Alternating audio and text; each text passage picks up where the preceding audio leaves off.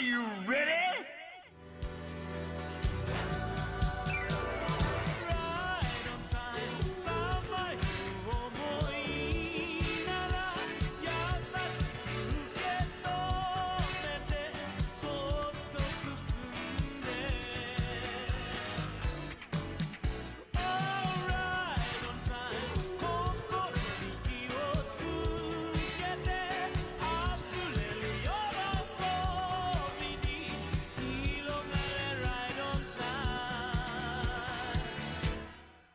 Hello, everyone, and welcome to the second episode of the Naruto podcast.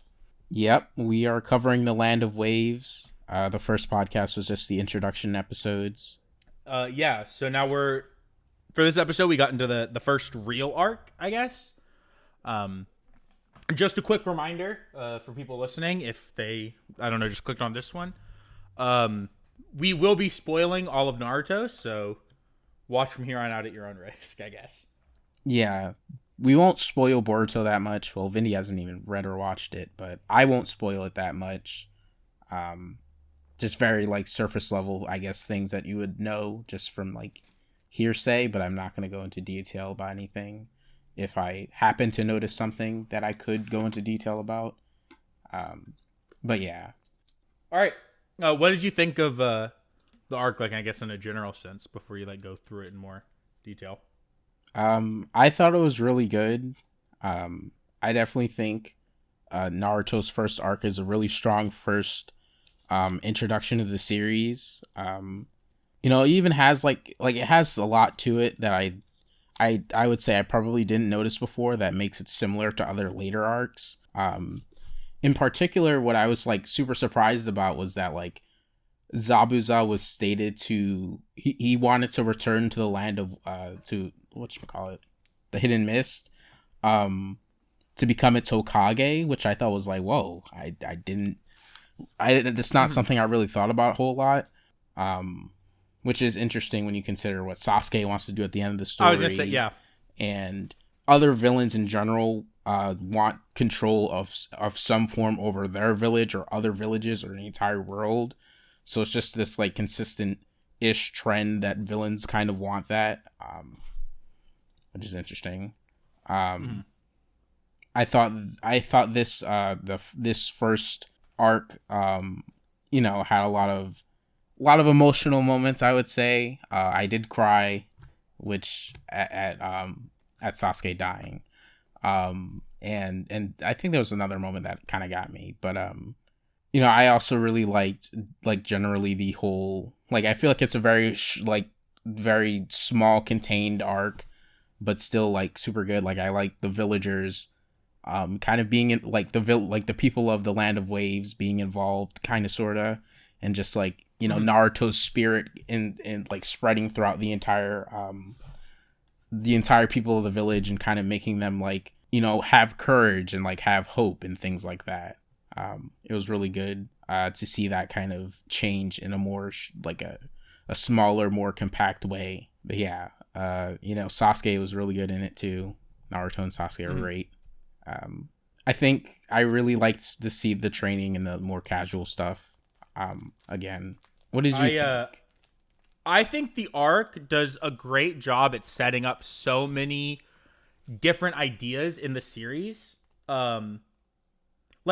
Not only, I think, because one of the things that was sticking out to me the most in the first, before the last couple episodes, was how good a job this arc did at really helping the viewer buy in to Naruto and Sasuke's friendship, right? Mm-hmm. They're rivals and they're kind of at each other's throats a lot of the time, but this arc does such a good job at kind of pushing so hard to where by the end of it. And when the climax starts, it's these guys are fucking great friends after everything they've been through, and there's a lot of little moments that I think help that. I think that the arc then helps set up a shit ton of ideas, and some of them are in a really interesting way, where much I think how the first chapter is kind of a reverse of what happens later on, where Iruka connects with Naruto. Mm-hmm. I think instead of Naruto, and then Naruto connects with other people. I think this arc also does some of that, where there's almost a reverse of like what happens later on almost. And I like seeing, Naruto kind of talk no jutsu someone, but that person, like Naruto doesn't have like the strength to stop this world. And like what happens at the end of this arc, unlike I think a lot of the other arcs, especially the later arcs, is that Naruto kind of rises above the world, like the current world of ninjas, right? And like the ninjas being tools. Mm-hmm. But in this arc, he doesn't, right? And that's when he decides that he's going to change that because he wasn't able to stop anything. And Zabuza did die as, you know what I mean? Like he was just used as a tool, him and Haku were. And I like that like this arc, even if you see it as, they succeeded and they stopped Zabuza, in a way, compared to like what Naruto's main goals are like throughout the series, they kind of failed, right? Because they couldn't do anything about the world of ninja that they're like inhabiting. And I thought that was really cool, but I loved the way it sets it up. I love that it's like the episode the arc ends with, Naruto deciding that he's gonna follow his Nendo. I didn't remember that being like such a like pronounced moment at the end of this arc where he's like, yeah, I'm gonna follow, my way. But I really like that it happens here. What I like is that you have both like they're like that moment, right, where they're at Zabuza's grave. And Naruto says that he doesn't like the way of ninja. Sasuke also rejects it in that scene. They both kind of like agree that like it's dog shit. And I really like that you have both of them this early on are rejecting the way of ninja. Yeah, even like Kakashi himself kind of like, he does kind of accept it as like this is how shinobi should be, but even he's like, not like fully I guess supportive of it to the extent of which he's okay with Naruto trying to form his own way and kind of like supportive of that and kind of interested in that, I guess. Yeah. Do you want to go more, I guess, like in detail about stuff? I don't know. I don't think we need to have like a more general section if we don't really want to, especially. No, I agree. Sometimes it's hard to like get into because I have a lot of like really specific details and I don't know, sometimes how to just. Did you fucking love the joke where he calls Naruto like a short guy? And Naruto's like, who are you talking about? Yeah. And then both Sakura and Sasuke stand next to him and it like shows their height. Mm-hmm. I love that shit. I also like something that happened at the beginning of the watching we did, that kind of played off of something you mentioned in the previous podcast, was just how like the third basically point out how Naruto was once someone who could only express himself through like pranks. And so like, in that like moment there, he had trouble conveying his feelings in a certain way just because he's not used to being that way. So I thought it was kind of, like he couldn't really express why exactly he wanted these missions and like how, important it was to him to prove himself there, at the office where he was, he was begging for tougher missions since they'd just been going on easier missions and stuff. I do like watching them, by the way, go on these simple missions. I think that's something that like almost, and I definitely do this too, forget a lot about Naruto, is like how much time actually passes in these like early arcs, right? Where it's not like, oh, the next day they go to the land of waves. Like they spend some time doing these missions, right? And it's cool watching, they go on the missions. Actually, never mind. What I'm thinking of is the next watching. I take it back. No, that happens in both. That happens in both. Yeah, but I'm thinking the specific stuff I was about to mention is the start of the next watching. Oh, you're probably gonna mention when they're like pulling the weeds and like picking up the cans. When like Sasuke keeps saving Naruto. And stuff. Oh yeah, but I mean, in this watching, the one was like they were catching a cat. Yeah, that's true. What else is there? I love, and this happened a bunch this happens a bunch early on, where Naruto and Sakura will have like the exact same reaction to something. Like it happened early on in this where both Naruto and Sakura doubted the Hokage. I think there was another part close to the end of the arc. There was some stuff. Anytime Kakashi's late to show up somewhere, they both have like the same reaction to it. I think it's really funny watching that like they're more similar, I think, than Sakura wants to give Naruto credit for in like a really fun way. Yeah, Team like Seven's dynamic. yeah, I really like it in a sense that it's like it's already like putting these similarities here to kind of establish how Naruto and Sakura could get along. And, you know, it is kind of really good to see these type of things, given that in part 2, it's just Naruto, Sakura, and Kakashi for a little bit. And you know, Sai eventually, and Yamato. But, Right. like, for a time, it's just Naruto and Sakura kind of sort of as the instead of the 3-man cell. So it kind of, you know, makes sense why they have these aspects that they can be, like, closely relate on, I guess. Yeah. And, well, I mean, you even see, you know, in the second bell test, like, they actually have good teamwork, right? Like, they can work well together. And there's even moments towards the end of part 1 where, like, you know, Sakura relies on Naruto, is worried about Naruto in more than just you know what I mean? Like, is worried about him as a friend, you know what like when Naruto and Sasuke have that moment where, like, they're going to hit each other with the jutsus and Kakashi comes in to stop them. Like, Sakura's not running in just because, you know, for Sasuke, like, she's running in there for both of them to get them to stop fighting. And so I think that helps a lot with this early stuff, seeing, you know, time where they do kind of, like, relate on a level. Like, they very much have, like, similar vibes about a lot of things. I think that's really good and really, like, fun to watch. Yeah. I also really liked, you know, having that explanation that's given about how, like, the other nation, it basically just explains the world a little bit, about how the other nations need military strength, and their military strength determines, like, how they can maintain their relations with other people, like other nations.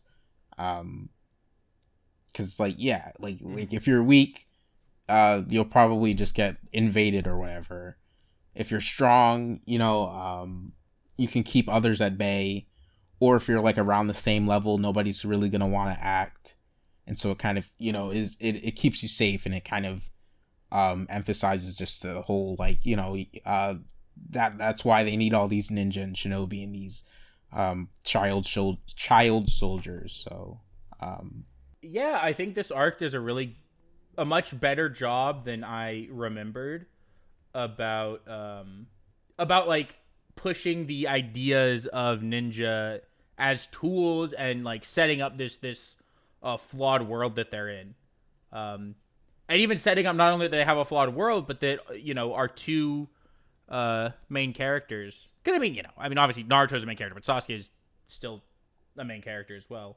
Like, that their goals essentially is to change that world, right? And they have different ways of wanting to go about it, but, like, that idea is set up this early on in the series, which I think is super cool. Yeah, I also really like how Naruto himself is like super, like, before he ends up going on his real mission, he is someone who thinks it would be cool to, like, kill somebody, or thinks it'd be cool to do shinobi things.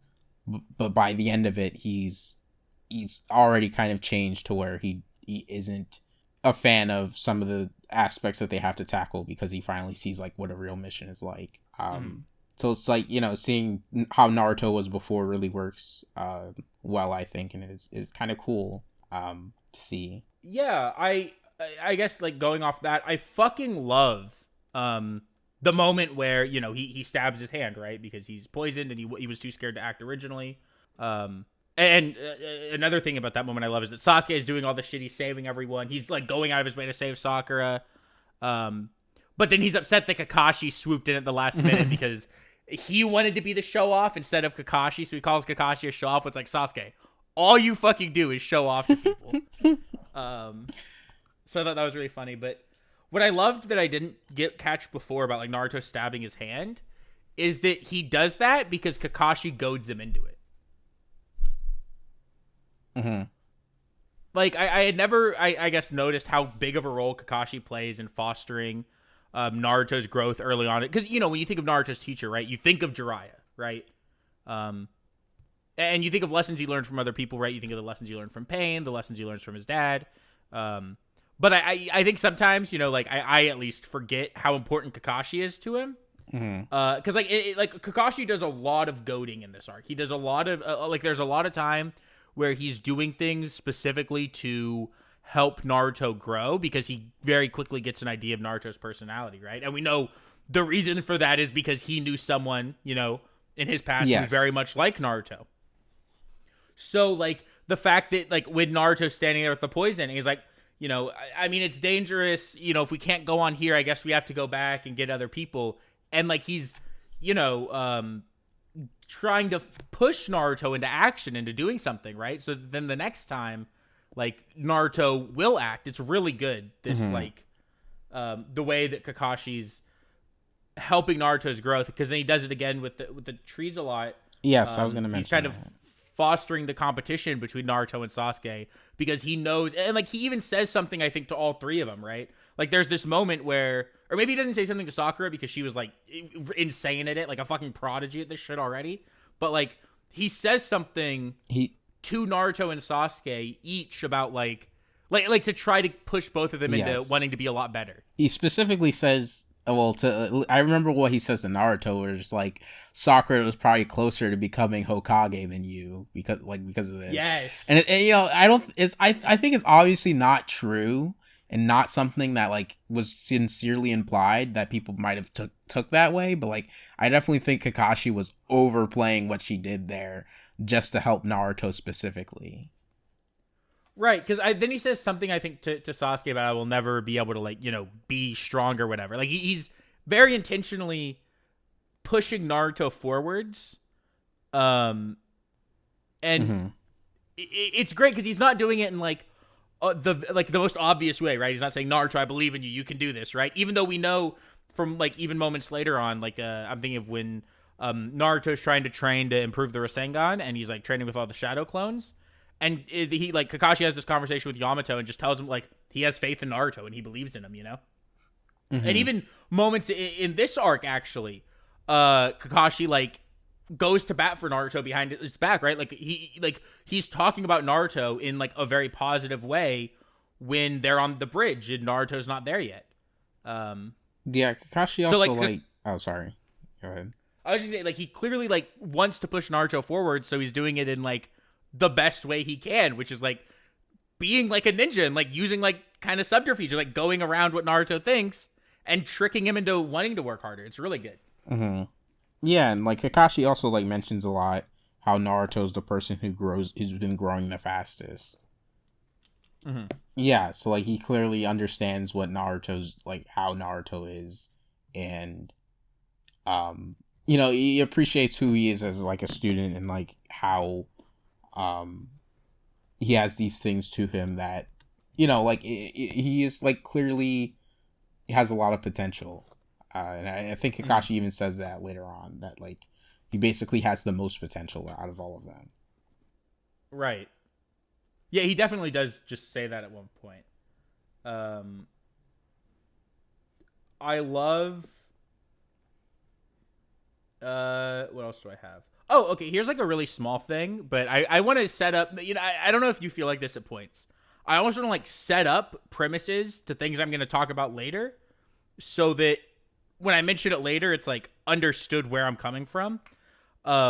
This is super small, and I mean, it's also possible, Kishimoto didn't even have the idea for like the power of Kamui, right? Like the Sharingan power that Kakashi has from Obito's eyes this early on, but like it is stated that, Kakashi doesn't have full mastery over his Sharingan. So it makes sense that he doesn't have, like the power that, you could say like, well, he's had the Sharingan for a long time. Why can't he use, this key power that he learns later? It's like he doesn't have mastery over it, right? Like it's not his eye. And I like that that's like a part of it where like he is not great at it. Yeah, I did think about that. How Kakashi probably, he does probably like train still and get stronger. Especially when like people are implying even now that people are like kind of rivaling him, but he's clearly somewhat better later on. And like here he especially has these problems with over exerting himself and kind of being whatchamacallit, like incapacitated because he's like overusing his Sharingan. Trying to think. I love the moment where Naruto goes to get his headband back from Zabuza, And like that, like even though he like had stabbed his hand earlier, right? Like the moment that he finally was able to act was to go and get his headband back. And I like that him doing that was something that like that aspect of growth of like him being able to do that surprised everyone, like including Kakashi, Sakura, and Sasuke. Like almost the entire arc, there are moments where everyone's surprised over his like the growth he's had, and I think it's really cool. Mm-hmm. What do you think about the very minor plan that Naruto and Sasuke have to save Kakashi from the prison? I think it's really good. I really like how it's Naruto who typically comes up with these plans because it just like suits him a lot to like how he would be able to trick opponents. Given his prankster side and given the, he very much has a surprise factor that nobody can really predict and understand fully. So it's very cool that he is able to do that and able to get, and it's cool that even like with Sasuke, he doesn't even have to like fully explain the plan to him, but Sasuke just gets it. God, yes, I was gonna say that. It's so good. That exactly, like that's what I love about it is that he has the idea, right? And all he does is throw to Sasuke like the demon wind shuriken that he's already transformed into, right? And just from that, Sasuke automatically knows like his part of the plan and knows Naruto's plan down to the point that like when the Naruto shuriken misses, Sasuke knows what Naruto's doing next, and he's like in for it completely without it being fully explained, And I love that like he thinks it's a good plan. Like he even tells Naruto like this is a like legitimately good plan. Like you're cracked, and then is willing to go along with it. And I love that even at this point, like even though Naruto, is very like constantly trying to one up Sasuke and like prove himself that he too can be useful. When he knows that like he can't do it on his own, he really doesn't have a problem being like, all right, Sasuke, we gotta work together on this. Like it's you and me. And I love that part of it too. I also kind of liked earlier, like a little bit earlier on, how like Sasuke was also kind of afraid of Zabuza. Like he reacted really strongly to Zabuza's intent to kill because obviously because of what Sasuke went through, he kind of and it was Kakashi. I wrote that down in my notes as well. Yeah, I wrote down how like Kakashi just smiles at Sasuke to calm him down, which I thought was really good. Because I loved it because it was like Kakashi's like intent to kill. Because what I wrote was, I thought it was Zabuza's. Maybe I misremembered. Because I wrote Sasuke is scared of Kakashi's intent because of Itachi, right? Because like Kakashi had like like killing intent, and Sasuke could feel it because he's lived through it before, right? He got it from he even reacted so strongly that he was like he'd rather die than feel this again. Yeah, and I thought that was like super sick and great. I also like I wanted to mention this in the plan, right? It involved Naruto doing a transformation jutsu, which like literally he failed the academy exam for not being able to do, right? And then here he's coming up with a plan where he can turn something that used to be a weakness of his into a strength. I think it's super sick. I also think that like at this point, Naruto also is like already having like a lot of flashbacks to reference earlier moments and kind of I think it's already using them pretty well. I also noticed something small that was like gets referenced in Boruto, which is like Zabuza referring to the mist village as the blood mist,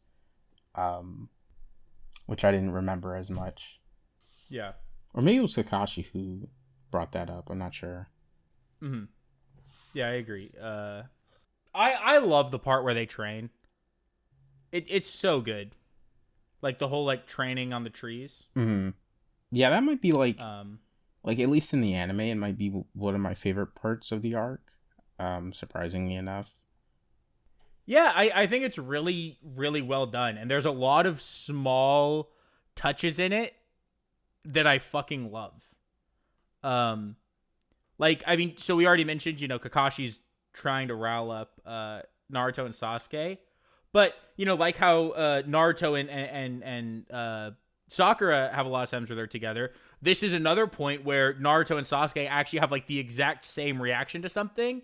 And not only that, like Sasuke even is willing to say, I agree with Naruto, right? Because Naruto's like, why do we need to train, right? Like we should be, you know, or like, why do we need to do this training, right? This is dumb bullshit. Like we should be learning new jutsu or whatever. And Sasuke agrees, like, yeah, Naruto's actually kind of spitting. Even though they're both wrong, I really like that, like, they're in agreement because they're both people who, like, so badly want to, like, fast track their, you know, path to what they want, right? Mm-hmm. Like, we even saw, or, no, never mind. But, like, you know, Naruto, if you ask me, he wants to become Hokage tomorrow, right? He doesn't want to become Hokage in 20 years or 15 years, right? He wants tomorrow to wake up as the Hokage. And Sasuke wants tomorrow to wake up and be strong enough to fight Itachi. And I really like that, like, they're both so immediately like, we don't need to do this. This is stupid. Let's do something more, you know, let's do a better use of our time. I thought was, like, a really fun interaction. Mm-hmm. I also really... Oh, maybe that's skipping ahead. I don't know. I also really liked when they finished their training... you know, they're both coming in like old, like, you know, supporting each other, walking in through the door. Right. Yeah, like it's you know, clear they're spending a lot of time together, and like, you know, even though we don't see it on like see every moment on screen, they're like clearly, you know, interacting more and you know, being on the same page consistently. And it's really good. Yeah. No, I agree. There's a lot of just like super great, super like good little stuff between the and like they're supporting each other, they're coming in together, you know, they're helping each other out. And like, I mean, this arc is so, especially in the training section, is so much about like these two and their relationship. Mm-hmm. You know? Cuz this is what it references back to in the final fight, but another moment I love is that like Naruto's having trouble, right? And I love that Sakura killed it, right? Got it immediately, no problems. She was just good at it. Because like that fits with like, you know, how she would be and what she would focus on, right? Like Sasuke, we know, spent a lot of his time training even before he was putting his training not into chakra control, but into throwing shuriken, right? And something I've noticed a lot is that like that's still like in like a fight, right? Like almost his like go-to thing, you know? He almost always just throws shuriken first because that's, you know, what we'd seen he trains a lot. And then he was training like his fire style jutsu and stuff like that. And I think that's really interesting because then you have Sakura who would just focus on the fundamentals, right? The very basic stuff, right? The chakra control and knowing what chakra is. And fucking Naruto can't even say it correctly. Chakra. So I really like that, like, Sakura does get that moment of, like, hey, she does have things she's good at, right? She knows, she's very smart book-wise, and the fundamentals of, like, casting jutsu. And I even think it's cool that, like, what she does here that she's so good at is, you know, putting chakra into parts of her body, right? And that's literally what, like, her kind of power becomes is the Tsunade, like, you know, using chakra to enhance your strength. Mm-hmm. So it's like even like directly related in a way that I think is like super sick. I also think that it's like interesting in general that her strengths are something that is like at least for now kind of these things that you could obtain without necessarily having to struggle or get hurt in a sense. Because like Sakura is like very prone to giving up in like the earlier parts of the story, so she wouldn't like do these physical like training where she would like with jutsu, like with doing jutsu constantly, like Sasuke did as a kid, you'd be like very exhausted and stuff, or like doing taijutsu you could get hurt and things. So it kind of makes sense why Sakura's strengths are how they are, like book smarts and kind of careful chakra control. It's definitely something she wouldn't necessarily like exert herself with, at least at this level, I would say. Yeah, I think there's also just, because I think there has been a lot about how Sakura's lived this very sheltered life, right?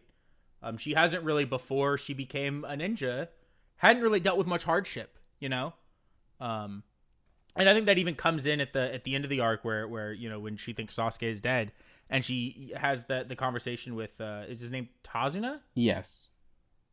She has the conversation with Tazuna where she's like, I always, knew the rule, and I remember filling it out on a test just like it was, without thinking, that they, a ninja must never show emotions. But when she is truly, even though she knows she shouldn't, when she sees something that truly, upsets her and something that truly sucks, she just cries because she doesn't, you know what I mean? Like, she can't do anything else. And that's really good. I like that a lot. I also really liked during the tree climbing itself when, Sasuke's ahead and that's all Naruto sees, that he's still ahead. So Naruto doesn't feel satisfied in that. When Sasuke's point of view, he's like, oh shit, Naruto's like catching up faster than I'm making progress, right, in a sense.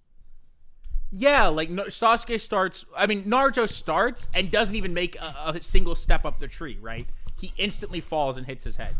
Sasuke gets a little bit of the ways up, and then they reach the top at the same time. So yeah, Sasuke sees Naruto behind him, always chasing him, and almost like, because you can almost see it in a way that I'm sure the way Sasuke would, where Sasuke had people around when he was younger to kind of help him get the basics on track, right? And know how to train, right? And there's, Uchiha Jutsu and things the Uchiha were good at, right? That he started, learning from a young age, that Naruto didn't have those people around, right? So Sasuke probably understands that. And then when Naruto actually has people training him who, like, can help him and show him, like, these basics, right? Tell him what chakra's called, and then he immediately is able to, like, catch up.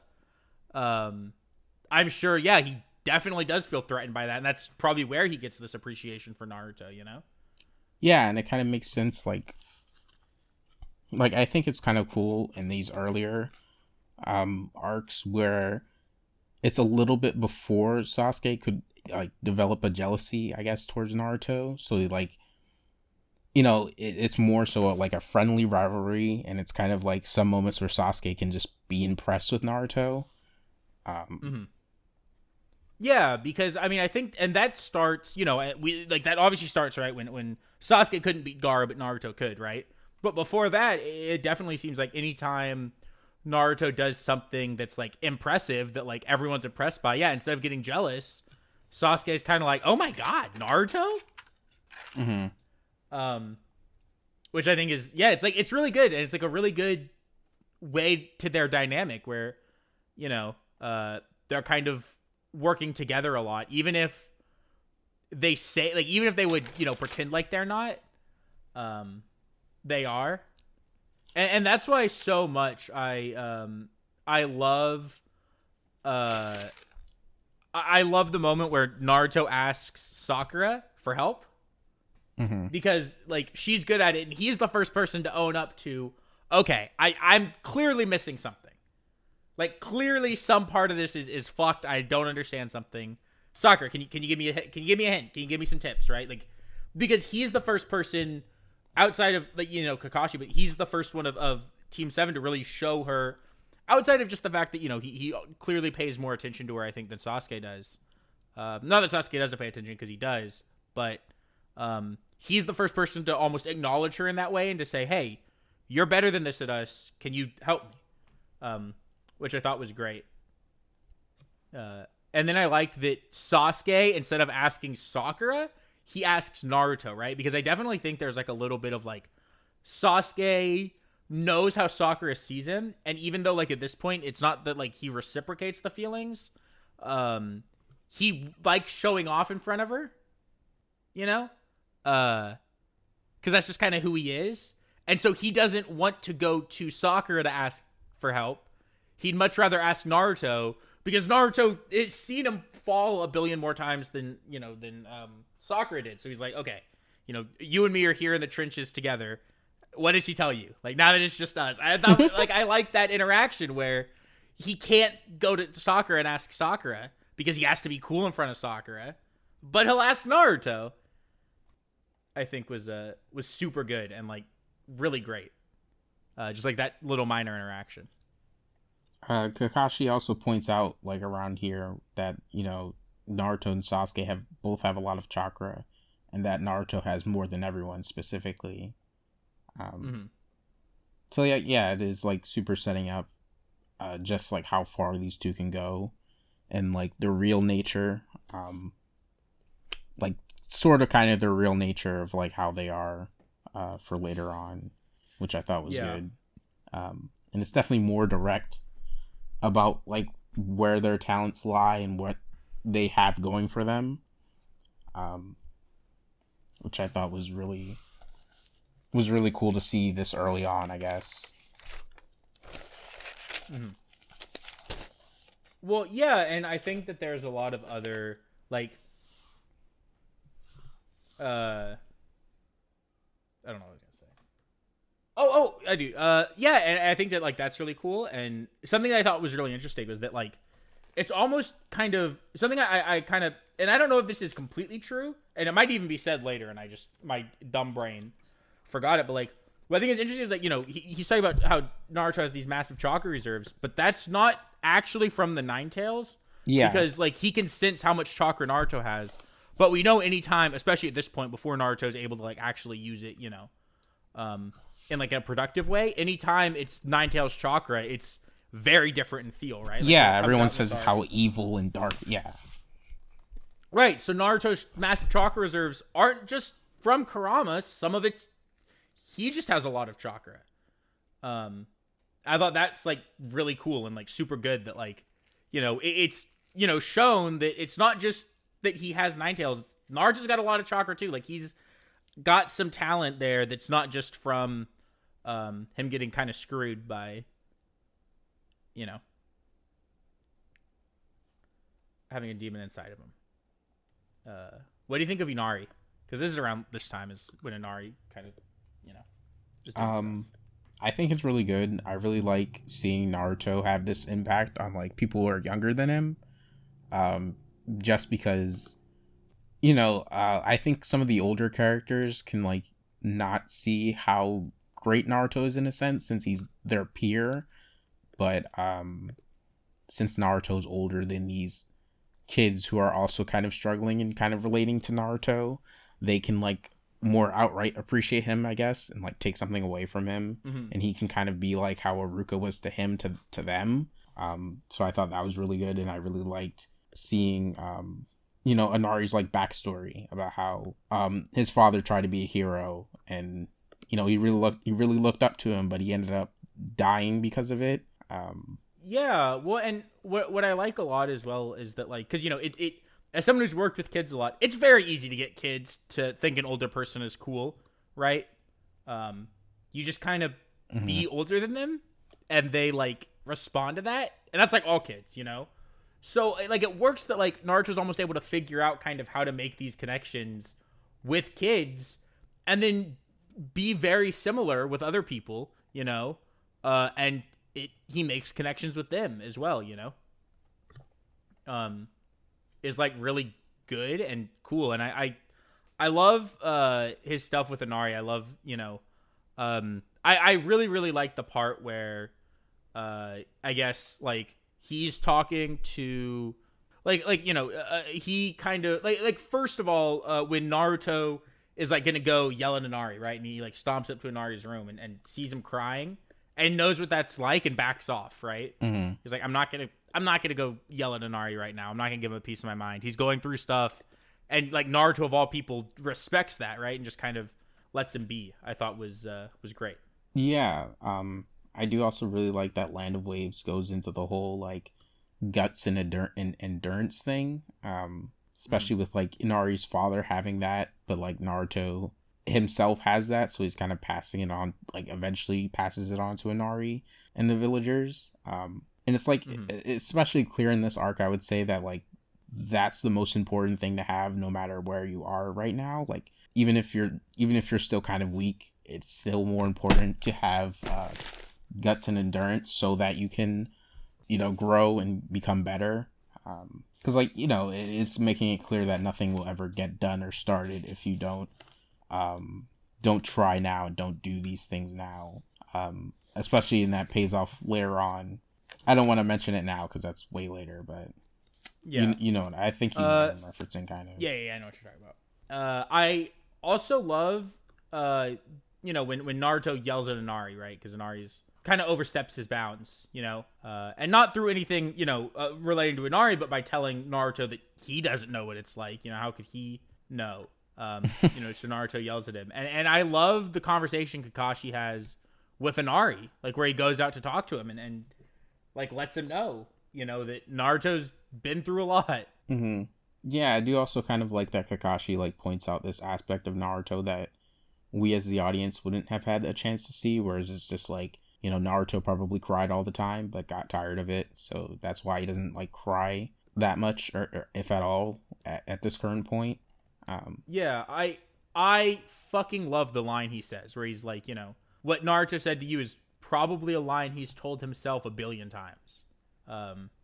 I think that line is so good because it really helps show, because like, when I think about that, it's like there are times where Naruto cries throughout the series, right? But I can only think of one other time where Naruto cries because he's like genuinely sad. Mm-hmm. Maybe I'm wrong. Let me think. Because obviously there's the big one, right? There's the driest stuff, but I think every other time I can think of him crying, it's like happy, which ties then into when he saves Inari and tells him, and Inari's like trying not to cry, he's trying to be a big boy and not be a crybaby, and the way Naruto tells him like it's okay to cry when you're happy, like that's okay. It's so great, and that got me a little bit. Wait, I did remember another moment where Naruto cries. It's during Kazekage retrieval. No, not Kazekage rescue. You're right. He does cry during Kazekage rescue. You're right. That's true. Because I was thinking of both moments with his parents, but I think those were more happy crying than anything, I would argue. Yeah, for sure. Especially the one with his mom where he's crying because he's happy because he knew they loved him, right? Isn't because of he's not sad. He's crying because he's so overcome. But yeah, that's true. There is another time. But yeah, I really like his relationship with Inari, and I love how Naruto goes to save them because he realizes that something's off. Like he actually uses his brain and sees this stuff and is like, oh, that like I should go back because they're in danger. Is really good. Mm-hmm. Yeah, I do like that Naruto's like more observant than people would realize. Especially like in a way earlier on point when they were just traveling to the land of waves in general. Naruto was like throwing out kunais or whatever because he could tell something was like around and it was just a rabbit, but it was like I think it made it clear that he wasn't being completely random there, and it wasn't just luck, but he actually did notice something was there when nobody else did. Yeah, I was just saying, yeah, he was the only one who noticed that there was anything, right? They thought he was just throwing it randomly, but like there was something, and sure, it was just a bunny. But even then, yeah, the rabbit helps Kakashi realize that something's off, right? Because like it wasn't just a rabbit; it was a rabbit that shouldn't exist there at that time, like or that color or whatever, right? So like it could have not even been the rabbit, right? It could have been like a substitution jutsu when Naruto actually noticed someone. And so like it's really cool that like he actually does notice like that kind of stuff and is the only one. It's super cool. I guess to talk a little bit more about like the village and stuff, because this was also happening around this time when like Tsuzuno was talking to Sakura about why everyone in the village acts the way they do, like just generally kind of Gado's striking fear in everybody so they don't like they're running away from their problems and they're not facing anything head on. They don't have any courage or hope anymore. Right. Yeah. I really like the village, and I like that Naruto inspires Inari to inspire other people. So like Naruto really does deserve the bridge being him, because he was the one who really allowed it to be made by inspiring people, even if it wasn't. And yeah, but I want to get to the Naruto bridge stuff because I do also kind of at the end like in general that like Naruto in this arc isn't necessarily like fully there in the sense that like he didn't really like him as Naruto didn't put up a fight against like Haku or anything, and didn't like outright defeat anyone, but like even still he had a big impact over the success and of their mission, because of just like how he is as a person. And like even though he's still kind of weak in some ways, he makes this impact, which I thought was really good, especially when it's just like, and you know, everyone like, I guess this is skipping ahead a little bit, but when everyone was tired at the end of like everything, him making the villagers come like indirectly helped them there. And I like that everything he does in the arc is, I mean, so obviously outside of everything he does that isn't, you know, Nine Tails Naruto just kind of overpowering everything with chakra, is done through his personality and who he is as a person, right? And him kind of convincing people to support him almost, if that makes sense.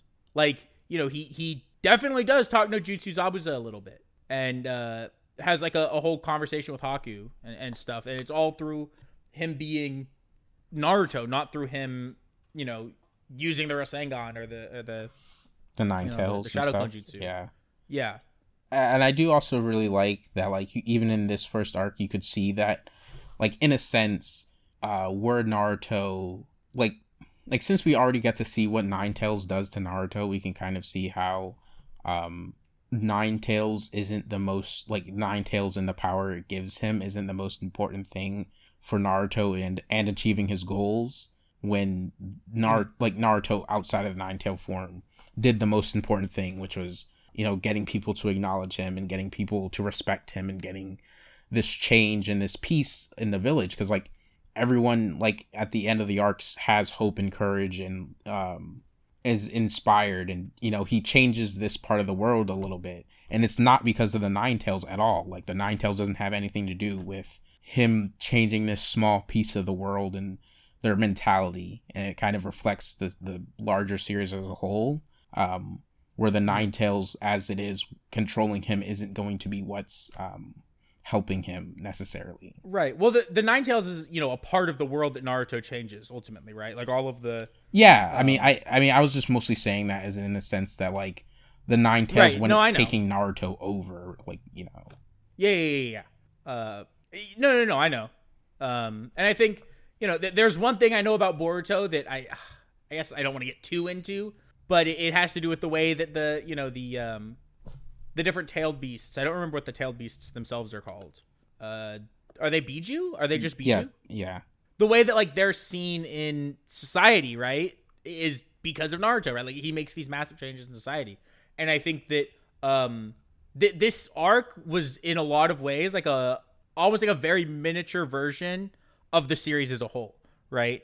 You get a lot of things in it that, you know, are these very, like, core ideas and core things that happen throughout the course of the series happen in very small scale, like on a very small scale in this arc. It's really cool. Mm-hmm. But yeah, especially because, like, Zabuza, like, you know, Kakashi could have killed Zabuza, right? Like, you know, but he didn't. And part of that was because, you know, part of it was because he didn't have a reason to, you know, which goes into the ninja tools things. But part of it's also because, like, Naruto was there, and you know, I'm sure Kakashi at the time, right? Like, you know, there's some of it that he sees, but, you know, even at the end of the arc, he doesn't understand the full impact it's going to have, like he does in the war, right? When he says, like, the fucking great line about how he was glad that Zabuza was Naruto's first opponent. But there is, like, some of that here, I think, where, like, you know, Kakashi understands kind of, I think, what's happening and just kind of lets it play out. Even to the point where, like, he says that he has faith in Naruto and Sasuke to handle Haku. Like, he fully trusts him. Is really good. Yeah. To step back a little bit, what did you think about the conversation that Naruto has with Haku when she's, you know, when she doesn't have her mask on and Naruto doesn't know that it's her? Him. Sorry. Him. Yeah. Okay. Wait. Which one? The conversation in the forest? Yeah, in the forest after Naruto was training. Mm-hmm. I really like it. I think that there's like that idea of having someone important to you obviously ties back into this arc, with, you know, with Sasuke at one point, with Naruto, with Haku, with Zabuza, like with almost every character, right? Even with Sakura, like, you know, they all have someone important they're trying to protect. With the villagers, But I think that like it's a really great setup for, you know, you could almost look at it as like part of why Naruto grows stronger throughout the series in large part is because he has more people precious to him that he has to protect, right? Like throughout the series, Naruto gains, and it's not even like, you know, oh, well, Naruto has more people he knows. It's literally like, you know, like Gaara becomes someone who's very important to Naruto to protect, right? At the start of part 2, you know, protecting, you know, all the members of the Hidden Leaf in Pain Arc, right? And then eventually literally everyone in the world, right? At the end of the series, where it's like Naruto has all these people that like legitimately are precious to him, right? And he would do anything he can for him. And that, because like when you have that, you're stronger, the more people he has, the stronger he is really cool. Yeah, and I do also really like that Haku's basically reforming Naruto's thinking a little bit here, because Naruto was initially focused on like just saying, you know, he wants recognition and he wants people to respect his strength and things like that. Whereas it eventually gets emphasized in this conversation that it's more important to have people that you want to protect. And you know, it ties more into Naruto's goals becoming more like bigger and like a little more selfless and a little more what's the word? I can't think of the word, but it's just like, yeah, no, I know, like, yeah, it's more like for the good of everyone as opposed to him, you know, just seeing like how everyone needs help and everyone kind of, you know, why it's important to seek peace and why it's important to change the world, and kind of, you know, his strength right isn't just for him himself, which I really I think is good. I think it also helps in a way of like, it helps change the way even like he approaches relationships with people, right? Where before it's like he just wants to be acknowledged, but you know, and it is like, I think a gradual change on some level, but then it does become more like, you know, he does have to care about people for them to care about him, right? And so he does start caring a lot more about, you know, some of the other people that aren't just like already they've acknowledged him, right? Because like, you know, I think before this, a lot of times for him to really care about someone, it's like, you know, he cares about Iruka after, you know, he hears Iruka acknowledge him. That's when it's like, okay, you know, you don't fuck with him. But then I think it becomes more, you know, he starts to be more selfless and be more of just like I don't know, like it helps turn him into the person that he is, which is really good. I also really like that after that, Sasuke, like when Sasuke was in the house and saying that he's gonna go leave, he really came to go get Naruto. Did you notice that? Right. Yeah. I love how much attention they're paying to each other the entire time. Like it really is that moment at the end, right? And after Naruto and Sasuke too, where you see, you know, they're walking and Sasuke's at the riverbank and Naruto's walking ahead, and Naruto's looking at Sasuke and then looks away as Sasuke looks at him, right? Like they really are like constantly paying attention to each other. It's really good. I like it a lot. I think it's really well done. Are you about ready to get to like the bridge fight, like, you know, the final stretch? I'm trying to think if I have anything else I have to say in my notes before that, because I definitely know we both have a lot to say about that. Let me see. Yeah, we can get there. I do have one minor thing that I want to mention it now, but it happens in the bridge fight as well. It happened earlier in the bell test. Have you noticed how scuffed some of these episode titles are? No, I didn't really. Like, okay, so the one I noted, the one I noted about was there was an episode title, and this doesn't actually matter, but I thought it was like really interesting. Like, it almost like kind of shows like not who the anime is for, right? Because obviously the anime is for people who didn't just read the manga, but I thought it was interesting that like there was an episode, like the episode I think where Sasuke gets his Sharingan, and the one that's it's called like something like Haku's Ice Mirrors or something like that, right? Mm-hmm. Haku doesn't use that jutsu until 18 minutes into the episode. Like I checked the time when Haku did it.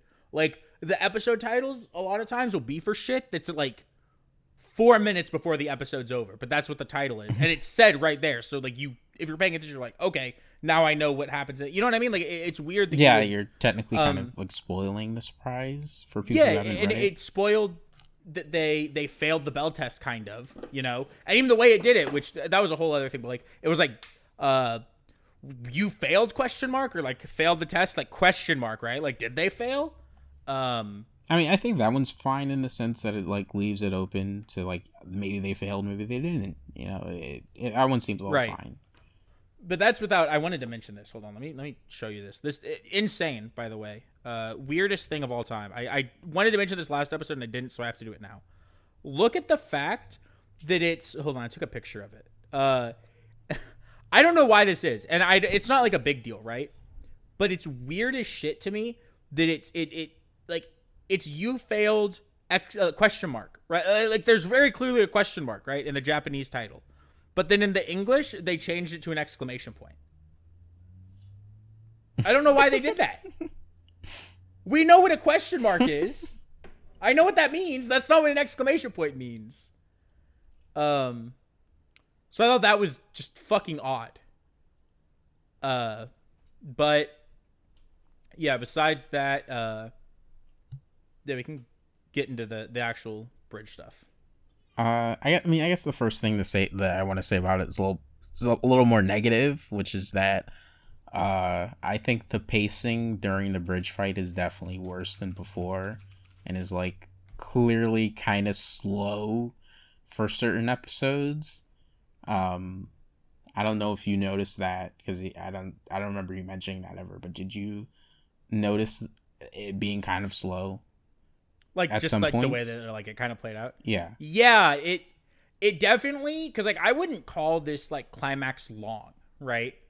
I would say all things considered, even the arc as a whole is like pretty short, right? Like I feel like it's done by like volume 2 of the manga, and I could be super wrong about that, or by the end of like volume 2. You know what I mean? Like I feel like it's like really short, this arc, and it definitely like it starts like episode 13. It's like 6 episodes of the climax, and there are points where it's like this could probably be moved through a little bit faster. Land of Waves goes into at least volume 4, but continue. Oh, does it? Okay. Yeah. Volume 4 has Naruto and Haku on it, and Zabuza. So. Yeah. The start of volume 4 is him using Nine-Tail Chakra. Okay. God, what a fucking great manga! Holy shit! I'm looking through my screen. I'm just clicking through it now. Ugh. Okay, but yeah, never mind. Then I was wrong. But no, I definitely think it felt like super slow at points. Yeah, I was surprised about it because I didn't think the anime really had some of the issues I thought it did this early on. Like it's still not that bad, but I definitely think there are certain moments that it makes feel weird because of how slowed down it is, and like before it was fine because it had more original bits, but now it's just like mostly manga stuff, so it being slow feels not good. And it's not really emphasizing anything that the manga didn't, so it's just being like a worse paced version of the manga here. And like one moment I really sorry, go ahead. Oh, I was just gonna say, I mean, I still liked it a lot. But that's also, I like Naruto a lot, right? And I like this arc. So it's not a surprise I still liked it a lot. But yeah, I would agree. It did feel really slow. Sorry, what moment were you going to mention? You know the moment where like Kakashi puts his hand on his headband to take it off before getting stabbed by Zabuza? Like he fails to take it off and it gets stabbed. I feel like the anime made him look really stupid there because it's paced so slowly. And like how he's just standing there for like seconds. The first time I watched it, it felt like centuries. It felt like really long. I watched it again and it was like, okay, this wasn't like as long as I thought, but he's still just standing there. Yeah, it definitely is one of those things where you're watching it, and it's one thing in a manga where there's no motion, right? Because it literally feels like he touches it the next minute, like the next second, right? He's getting stabbed. But here it's like he's standing there doing it for so long. It's like, and pull like it up. And the anime like goes through the trouble of showing like Zabuza's full run toward him and like him pulling the thing out of his shirt or whatever, so it makes Kakashi look really stupid there, whereas in the manga it doesn't do it like that. I checked to make sure it wasn't like that, and it wasn't. And like I guess you can say that it's retroactively fine because later Kakashi indicates that he let his blood get on Zabuza on purpose, but it still looks dumb. Like I still, especially when it's just like, if in the anime where he has more time, did he really have to let his hand just get stabbed like that? Like, I don't know. It's really weird. Right. And I don't think it's, again, clearly it's not like, like a major problem or anything. It's just like, yeah, it's one of those things where I think that by slowing it down and some of it, is there was dialogue that had to be said. But you could also, he could have put his hand on his, like his headband at like the end of the dialogue you're saying, right? Some of it does feel like maybe they're trying to, extend it a little bit. Cause I don't know how far the manga was, by this point. I mean, I assume it was, already well into the tuning exams at minimum, but, I'm sure we're about to get to a lot more slowdown considering how many episodes the tuning exams is. Mm-hmm. It'll probably be like a minute, I'd imagine. I also thought it was just like weird how, first of all, it's like a couple episodes had like a recap, like one of them was so long, like the recap plus the opening was 5 minutes. And it was like, geez, like, do you need this already? I don't know where the manga was at during this point in the anime, but it was like, damn. And there was also like one episode where it had like a really long recap, and at first I thought the recap was to like emphasize the episode in a sense and like emphasize Naruto, because I think it happens like right after Naruto's like appearance. It does, yeah. Naruto appears. And then there's like a half an episode recap. And I was, I understand that, sometimes recap episodes or recap has to happen. And I'm sure we'll get a lot of it as we watch through. But like, I was sitting there, I was like, oh my God, like you don't need to do recap. Yeah, like initially I thought it was like, oh, it's cool because it's like building up because of Naruto's entrance. But as it went for half the episode, I was like, oh, that's probably not why it's here. Especially when like later on they ended up having to have episode recaps. So, like, I feel like they were actually, like, buying time. Yeah, I agree. Where it was like, at the start I was, like, watching it and I was, like, paying attention. Very quickly turned into, like, my thought process was just like, okay, please get this over with. And then I just ended up on my phone. Like, I'm not ashamed to admit it. It was recap. I had it up. I was, like, paying attention so I knew when the recap was over. But, yeah, I just got on my phone.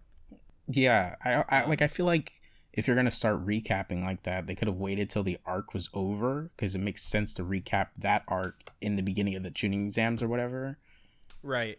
It also sucks to do a half an episode of recap, because then it's not like, it's not a recap episode. So it's not like you can just start and be like, all right, I'm fucking skipping this, I feel the same way about recap episodes that have like also like other content in it that's like original content to that episode, where it's like, okay, well now I feel inclined to watch some of the episode.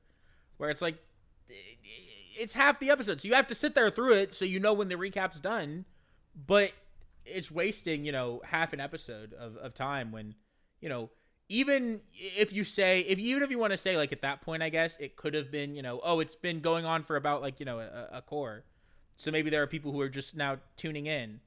Like, it's not the place for it at all. See, because it just kills the pacing of the arc if you're watching it all at once. I thought of that argument. But I feel like the fact that the recaps don't continue into the tuning exams, at least for not a while, it just seems like they kind of had trouble there and kind of needed to include those recaps. Mm-hmm. Like, yeah, well, especially because like it would have been a lot better if they had just done it like either after the arc or before the climax. Mm-hmm. Like before the fight on the bridge starts and before we see the samurai going to Inari's house. They could have done the recap then, and it's like, okay, well, that's a little bit better. But yeah, is there anything at the beginning of the bridge fight that you wanted to bring out? Let me think. Oh yeah. I'm sorry. I forgot to talk a little bit more about like what happened. Actually, no. The bridge fight starts a little bit before Naruto saving Inari, right?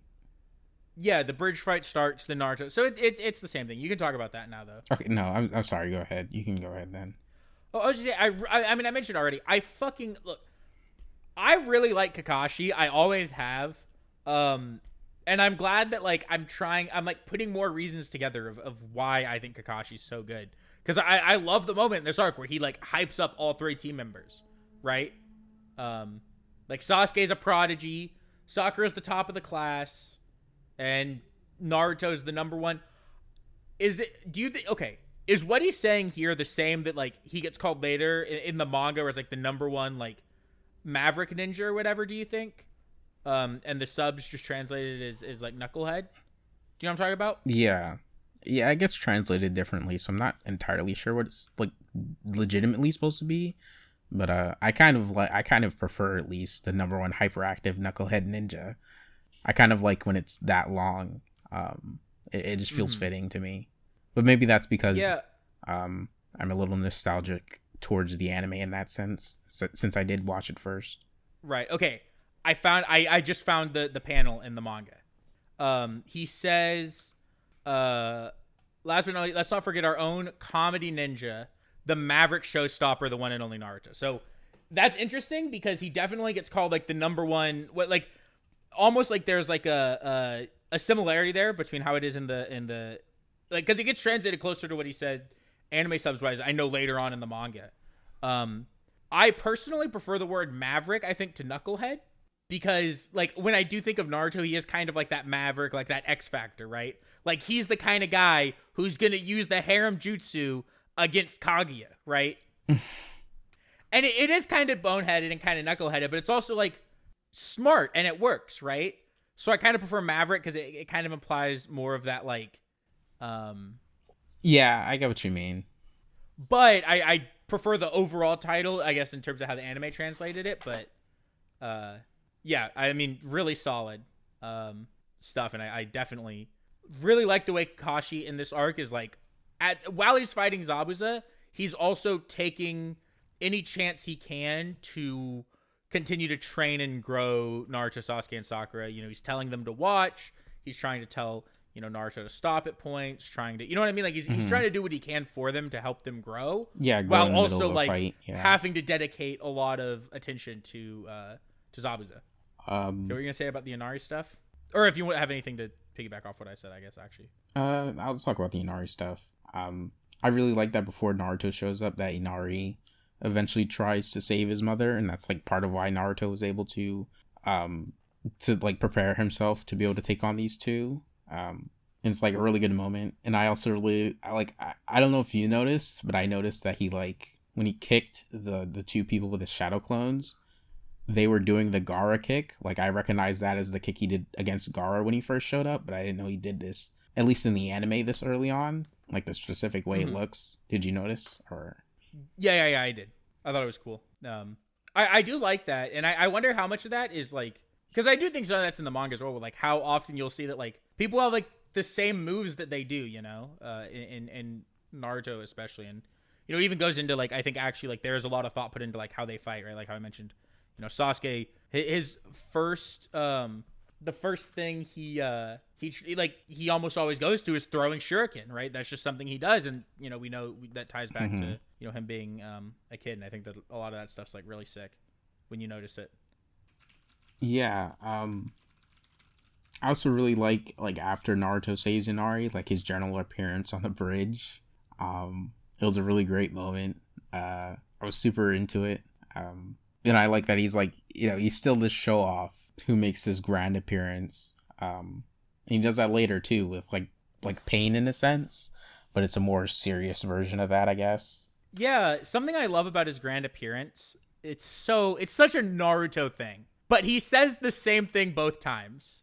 When he shows up to save Inari, and when he shows up on the bridge, he has the same line about the hero always arriving late, both times. And then Inari says it when he shows up. But I just love that this guy is so like, he's so fucking Naruto. He's like, I'm gonna say this line because it's cool. And then he's like, you know what? I'm gonna say it again because these people didn't hear me say it last time, and it's still cool. It's like, oh my god, dog. He's such a piece of work. I love it. I also really like how ready Naruto is to like help Sasuke, because he's just like you know the moment where he like immediately goes into the ice mirrors. Yeah. And he's so happy, and he like raises his hand and is like, hi. And it's just like, you know, I really like that.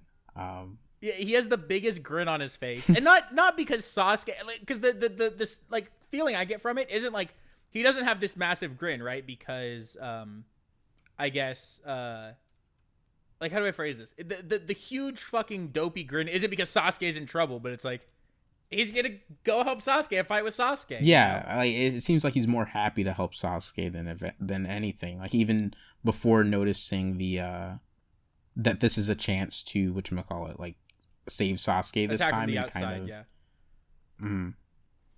Also, I did check the manga. He did do this kick in the like the Gara kick, I guess. Yeah. Do you want to talk about Sasuke awakening the Sharingan? I mean, I just wanted to talk a little bit about Haku himself. Just like, oh, okay, because I'm pretty sure that happens before, where Zabuza mentions how Haku, unlike Naruto and Sasuke, is able to kill their feelings and can kind of, be a shinobi and achieve their dream because they have real battle experience and real things that Naruto and Sasuke haven't seen. So that's like part of why, even though like Sasuke, for instance, is like being said to be catching up, he will never like at least in this moment, he doesn't have he hasn't killed anyone, so he can't really do that. Right. So it's like, this is another thing that's like doing a really good job at showing. Yeah. And I like that because I feel like that ties in so well where there's a lot of there's a lot of stuff where it's like Haku's wrong for trying to, and Haku doesn't even kill their emotions completely, right? Like they save they save Zabuza. Zabuza tries to kill his emotions and act emotionless. He can't. Yeah. You can even tell that like you can probably even like imply that the reason that Sasuke lived was because like Haku probably was kind of trying to kill Sasuke at the end, kind of sort of, but like since they were holding back for so long, it just kind of ended up in like Sasuke not really dying. Oh, I definitely think that it's like a thing that Haku wasn't trying to kill, like actually kill. Well, I mean, the needles were going for Naruto, but I definitely think Haku was probably trying to incapacitate them, not kill them. Especially for Naruto because like, we already know that Haku's very good with the needles and also that it's hard to kill people with the needles, right? It's not like Haku's using something else. He's still using the needles that, are good at faking death, right? Which is what he does to Zabuza. Oh. So I think there's definitely a lot of... That's interesting, actually. Like the idea that maybe Haku was just going to try and make it look like they both died. And then once everything was resolved and once they left, they would get to live or whatever. I didn't think about that. That's what I thought when like Sasuke gets up. Like my first thought, did I write it down? I don't know if I put it on my notes, but that was definitely my thought, was that Haku didn't kill them. I didn't write that down. But that's what I thought of that. And then, I think that the power up that both Sasuke and Naruto get in this arc is because of their emotions, right? Like we know that, or if you didn't know this before, people listening, I know you know this, Nun, but the Sharingan is like awakened through like intense love, right? Or through like an active, and the Sharingan is very closely related to the emotions that Uchiha feels, and we know they feel very intense feelings of love. And the Sharingan's, related to that. So, Naruto and Sasuke couldn't kill their emotions, but that's how Naruto was able to use the Nine Tails, and that's how Sasuke was able to awaken the Sharingan, and what allowed them to eventually be able to beat Haku was their emotions, gave them these power-ups, Mm-hmm. Yeah, it is like caring about, like having people special to them and caring about them, and that's why they felt like as strongly as they did, and were able to like pull through how they did. It was really good. Especially when like oh, sorry, go ahead. Oh, I was just gonna say, I love that Naruto awakens his Sharingan or Sasuke awakens it because of Naruto, and it's because of his feelings for Naruto. Because Naruto is the only person that that he has left, right? Like Naruto's the only person that Sasuke has in his life at all at this point, and really up until the very end of the series, that could get him to feel those emotions. You know what I mean? Mm. Which is really good. But what were you gonna say? I'm trying to think of what I was gonna say. Oh, right. I also like that in a sense, both Haku and Zabuza like having emotions and kind of breaking at least the traditional shinobi ideals is what makes the positive impact and allows them to do things that they wouldn't have been able to do otherwise. Which is really, it's really good. Like, even though it's not clear that like Zabuza goes to where Haku's going, you basically know that's what happens. And it is because Zabuza allows himself to change and have these emotions and do the right thing, that he is allowed to be by Haku's side in the end. Right. Yeah. It's really good. Before that, okay.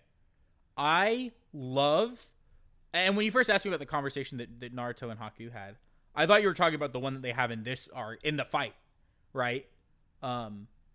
Because I love that conversation so much. I don't know how much of it, because like my favorite part about it, right, was this idea that like Naruto, he tries to reject the world and tries to find another way that isn't killing Haku, but he can't think of another way, right? Yeah, he can't think of any way around it, and it's because he hasn't met Jiraiya and learned from Jiraiya. He hasn't had that conversation with his dad and learned to like believe in himself, right? And I think that's like super cool how like even this early on you get like in a fight Naruto's doing what he would normally try to do at any other point in the series, but just isn't able to make it happen, Mm-hmm. And I really like that. I also thought it was like kind of interesting how Zabuza described the leaf as peace addicted. It kind of makes sense like later on with some context of how like the third Hokage is, in the sense that like he'll kind of bend over backwards for peace. Like he'll let a Hyuga be sacrificed because he felt like he had to do that to not let a war start, or he'll let Danzo win over. And so like kind of is interesting thinking about the current state of the leaf and why Zabuza says that. Right, how there is a lot of like,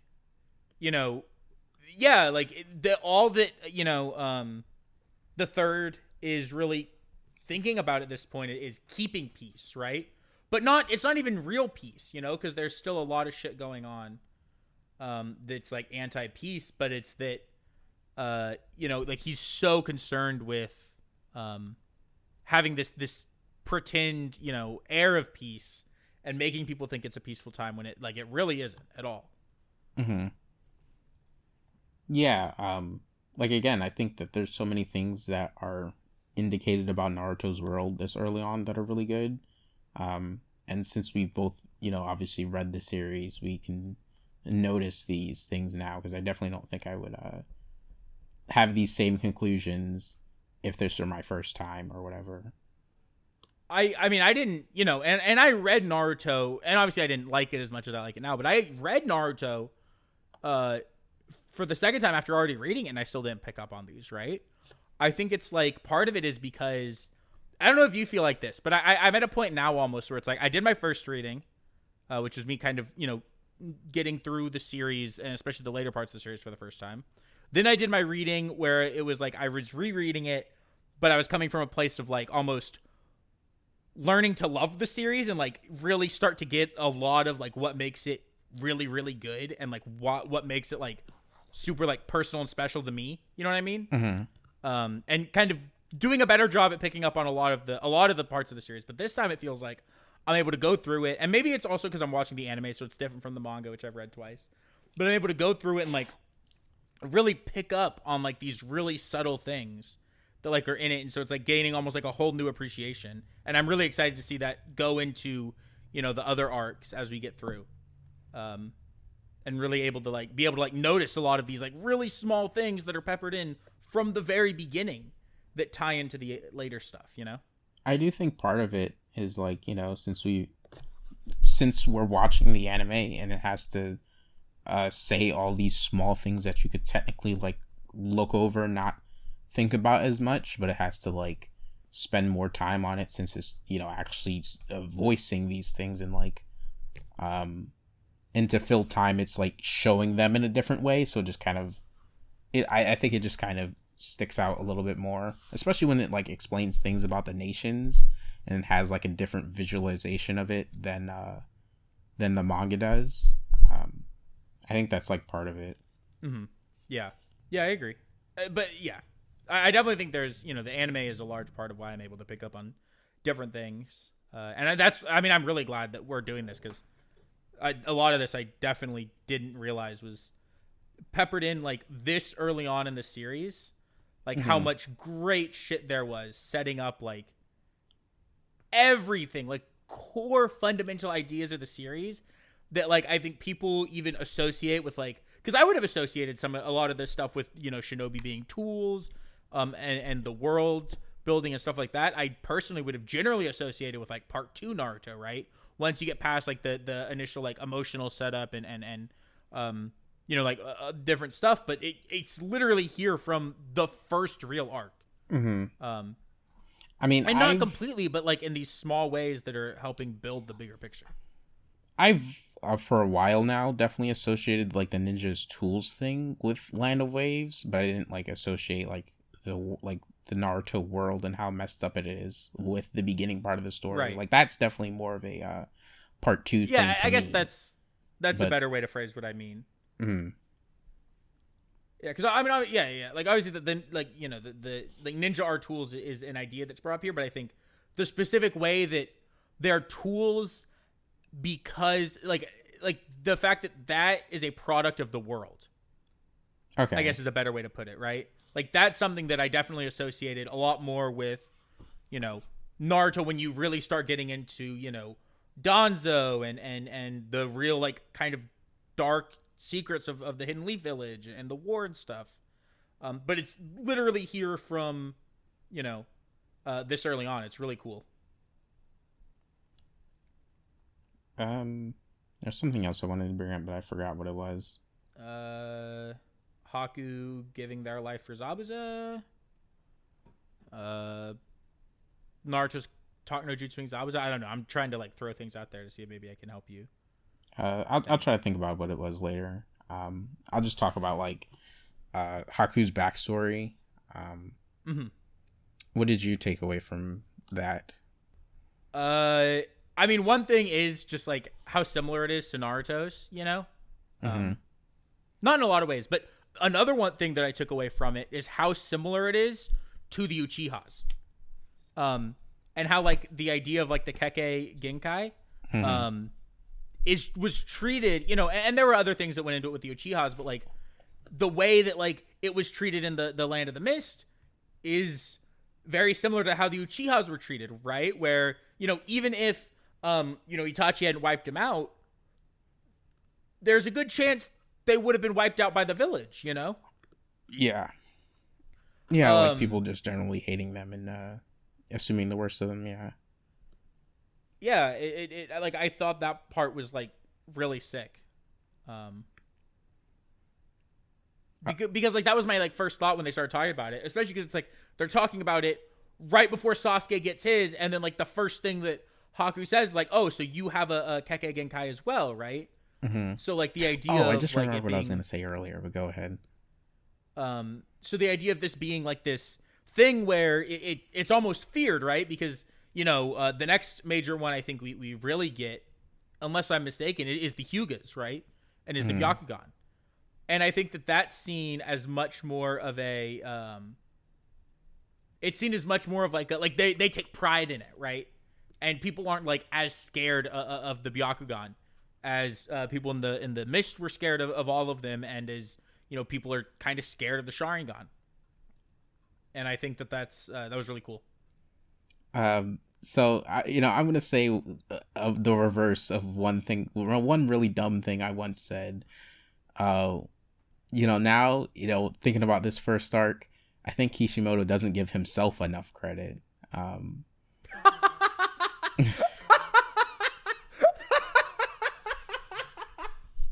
Okay, I need you to explain that, because that's funny to say. Because, so, you know, in an interview, Kishimoto mentioned how certain elements of the story were just him, like, bluffing in a sense. Like, he had, like, with Sasuke's, like, with Itachi, right? Sasuke wanting to kill his brother. When he put that in the story, he didn't know the details of what Itachi did, or like you know, he didn't know the exact extent of Itachi there, so he thought he viewed that as just like a bluff and just like general things he put in the story, not fully thought out just yet. But it's like it's right. Clear how well these things ended up working and how well the story ties back to it. To the sense that it's just like, it's so unbelievably well done to the point where I wouldn't just like call some of these things just bluffs or whatever, or like, I get what you're saying. Much like the best Smash Bros. Game Melee, Naruto was a mistake. Okay.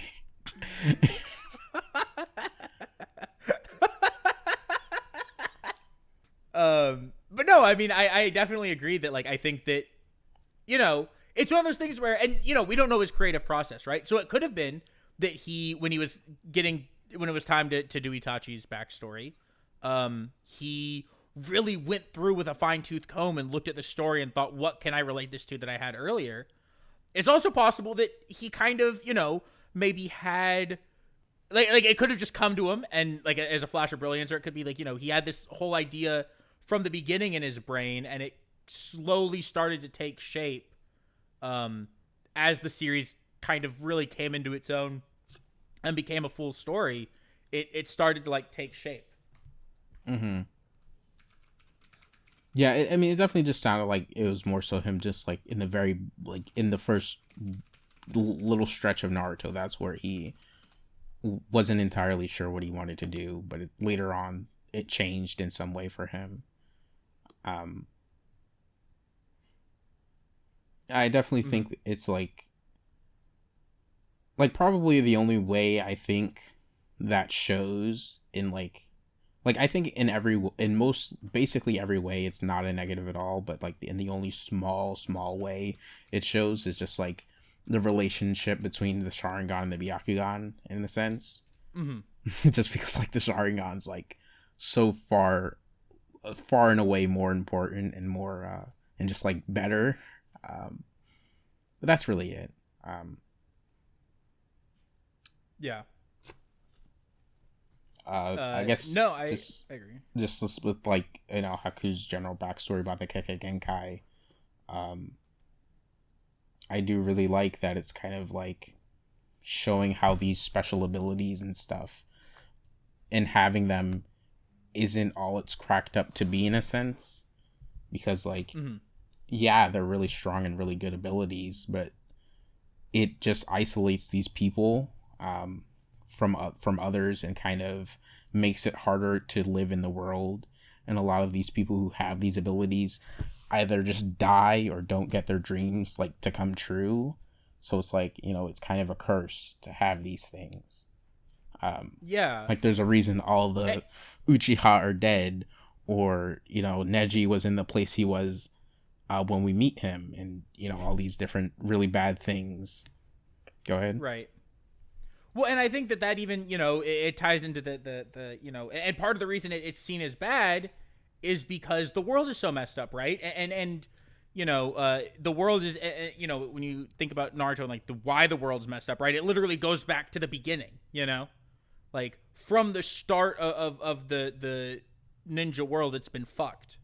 And so there's a lot of this passing down, right? Passing down of hate, passing down of sadness, suffering, violence. And that's the same thing with the Kekkei Genkai, right? It is a passed down, an inherited ability. And I think part of that, part of inheriting the ability is you inherit the, in the case of the Uchiha, you somewhat inherit the sins of the, of your main, and you know what I mean, like that you inherit their, like, conflict and kind of their their strife and their suffering and things like that. Yeah. And so I think that all, like, ties together, like, super, super well. And it is also interesting how it, like, ties back to that, like, that thing where Minato wanted Naruto to be a hero, but everybody decided to see him in a negative light instead and make his life harder.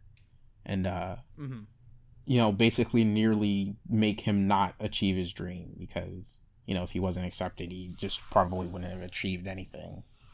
I thought it was really good.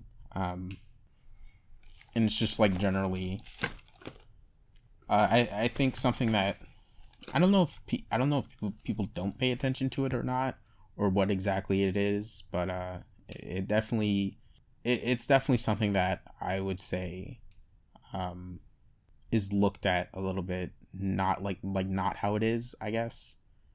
But yeah. Is there anything else you wanted to say about Haku's backstory specifically? Like, specifically about Haku, instead of, like, implications about the world? can't think of any about Haku's backstory. Like I think it's really good. And I like how, in some ways it parallels Naruto. I think in some ways it parallels Sasuke. And so I like that, I think it works really well in the arc because I think, this arc especially does feel very much, Naruto and Sasuke are like these equal people in it, right? In a lot of ways. And this arc is very much, not only, but a large part of it is about them. And so I don't have much more to say about Haku's backstory. I generally, I guess, thought it was, good to see how, Zabuza would relate to Haku and take him in and stuff. And just generally like what he was pushed to do and become. Oh, and I guess one other thing that I wanted to bring up was how wait, the conversation I mentioned earlier with Naruto and Haku about the protecting someone is the most important thing. I really like how in the next arc in Chunin exams, that's kind of the really important conclusion that Naruto says to Gaara and like the main point of why Naruto is where he is now. So it's just like, this arc sets up so many things, and as we were saying before, it's like a really small mini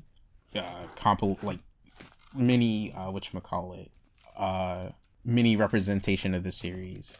So like, in that way, Kishimoto doesn't give himself enough credit. Yeah, I definitely think there's a lot of just like it almost feels like this arc especially is a lot of these small things that all kind of tie together when you think about the series context as a whole. Do you have anything else about, I guess, like the climax or the fight to talk about? Yes. I thought the part where like Inari was kind of trying to rile up the village people and stuff, I thought it was interesting how these people, like, they fear losing their future and dreams, so that's why they're not acting. But it's interesting how Naruto is very different in that regard, where like, way later on he risks his future and dream to save Sasuke. Like, he realizes that he's okay with taking that risk and kind of has the courage to try, in that sense. So he doesn't have regrets, and if he didn't save Sasuke, it'd be kind of like if he didn't save Sasuke and he still became Hokage, it'd be kind of like hollow. So his future and dream wouldn't have been exactly fulfilling to him. So it's really cool that Naruto is willing, like, he's willing to go as far as he is to risk his future and dream. Yeah, it's really cool, and I like how even this early on, like, you can tell what he cares about, and that like it is very similar to I guess what like it's very similar to what he cares about the entire series, and you get to see some of that like start to blossom and those things start to come up, and it's really sick. I also just really like in general how the people of the village like recognize that the bridge is hope. Like they say it represents hope, and that they keep saying how Tazuna represents the hope of the village. So and so that's part of why they need to get the bridge completed, and that's why they end up helping out. Yeah, and I like that what it becomes, where I like that the bridge is this symbol for hope and this symbol for peace, but it's also the symbol for bridging two things together, right? Which is kind of what Naruto does, right? I mean, he does it in this arc, but then throughout the entire series, and that's why I love that it becomes the Great Naruto Bridge, because it's the bridge is like almost a symbol in the same way that Naruto is, where Naruto bridges, he bridges people together like in a smaller scale, and then by the end of the series, he's bridging the entire world and all these different clans together. Yeah. I mean, obviously, he's not the only person doing that, but he's a large part of the reason that it ends up working and they're able to find pieces because he is this bridge and is able to connect to everyone. I really like that the bridge represents hope and that a bridge represents connecting, because it's like, Naruto uses his hope to connect with other people. Yeah, I think it's a really great thing to have for this first arc, especially when it's just like, I really like Tazuna saying how important the bridge is and how important Naruto himself will become.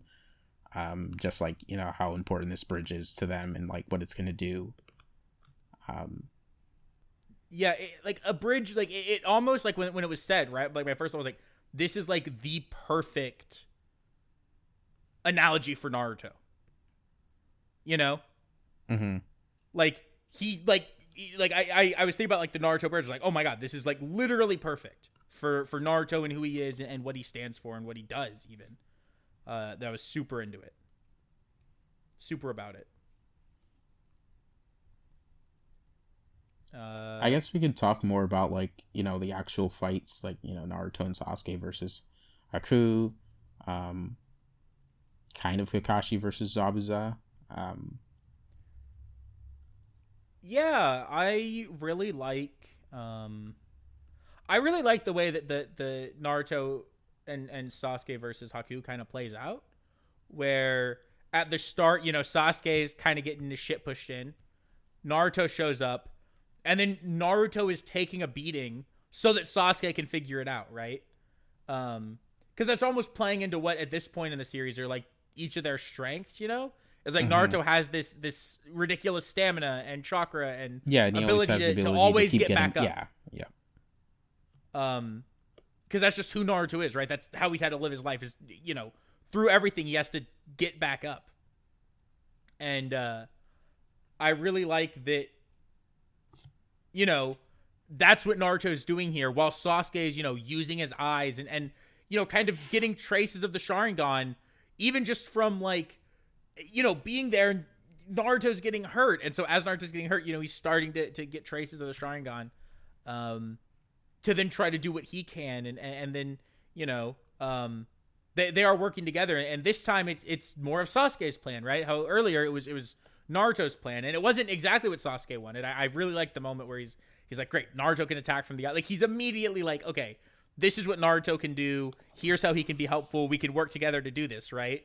But because he's not communicating that to Naruto, and Naruto's such a wild card, Naruto does the exact opposite of what he wants. And like, that's just a funny moment. But I love that immediately they're both thinking about it as it's the two of them working together against Haku. It's not, like at no point, even though like they like to act like this when they're on missions and doing other things, at no point is it ever, I'm going to beat Haku just myself so I can show that I'm better than Sasuke, or so I can show that I'm better than Naruto. It's, we have to work together here. So every like plan that either of them think and everything that either of them think involves the other person in some way. I guess I just generally think, like over the course of the battle, like, Sasuke developing these skills and stuff, and like both of them growing is really good, especially when it's like at the very, very start of the fight, they wouldn't be strong enough to really do anything against Haku, but since they're growing during the battle, that's when they like are able to like match, well, not match, but they're able to actually put up a fight. Yeah, I think it's really good, and I like that, it almost has moments of both, like each person getting upset at the other one, like getting hurt and taking damage and stuff. I love when Sasuke protects Naruto, like the line he has about like he just kind of moved, he doesn't know why his body just moved. It's like, we know why he did it, like we can see it, but I think some of it is there to kind of not only too proud, they're both too emotionally stupid to like put two and two together at this point, I really like it. Do you want to talk about the Kakashi Zabuza half of it, or do you have more to say about Naruto and Sasuke? I guess I wanted to ask you, was it the moment that Sasuke quote unquote died that made you cry? So there were a couple moments. One of them was it was kind of when Sasuke quote unquote died. Uh, it actually was as well for me was that Sakura stuff I mentioned earlier, where she's talking about how a shinobi's not supposed to feel emotion, and she put that in without thinking, but whatever, like she's like she can't not do that, because I think Sakura's really good, and I really like her character, and I think seeing like a lot of another moment I love like right before that is just that like Tazuna knows that she wants to go over there more than anything, but he knows that she's not going to disobey her orders. So he says, "How about we both go over there?" Like being like this grandpa older figure, he's like, "How about we both go over there so that you don't betray your orders." Mm-hmm. Right? I thought was super great. Just phenomenal like moment. And then it was obviously it was like that entire like section of Naruto of when Haku's dead and Naruto's talking and he's yelling at Zabuza, and then Zabuza tells him to shut up and like he's crying. Yeah, that one got me. So good. Yeah, that one got me too. And then when they're dead and just laying there next to each other as well, it's so good. But yeah, I don't think I have too much to say about like the fight specifically, but I do really like when Naruto's like when Naruto goes crazy over Sasuke dying and kind of pushes like Haku to the edge, and kind of like he fails, so he's about to like just let Naruto finish him off, and I guess it was just like a really I mean it's like a really standout moment in a sense that it's just kind of like this person who is so much like Naruto and Sasuke is kind of just willing to let themselves die there because they're just kind of like in that moment they saw their dream as kind of just being gone. So it's just kind of like really emphasizing like kind of how bad these people kind of have it in the world, I would say. Yeah, I think there's also like this really cool level to it where Haku like kind of because Haku's telling Naruto to kill him, right? So Haku in their mind has already failed Zabuza, can't return to him, so they might as well die, right? And so that's why they're trying to get Naruto to kill him. But then they find a way that they can make their death, like at least in my death, if I could help Zabuza, right, and serve Zabuza, is kind of like how they're they kind of, I guess, like that's how like I see it as they see it, right? Is like they're already gonna die, so why not make their death? And that's why maybe they apologize to Naruto because they couldn't give Naruto whatever that satisfaction or whatever. But there's one last thing they had to do before they die, right? Because the next thing really is to die. So it's if they can put that death still in use of Zabuza, which is really fucking depressing and sad. Mm-hmm. Yeah, it's like an almost a very negative version of what Naruto ended up being able to have with like Aruka or whatever.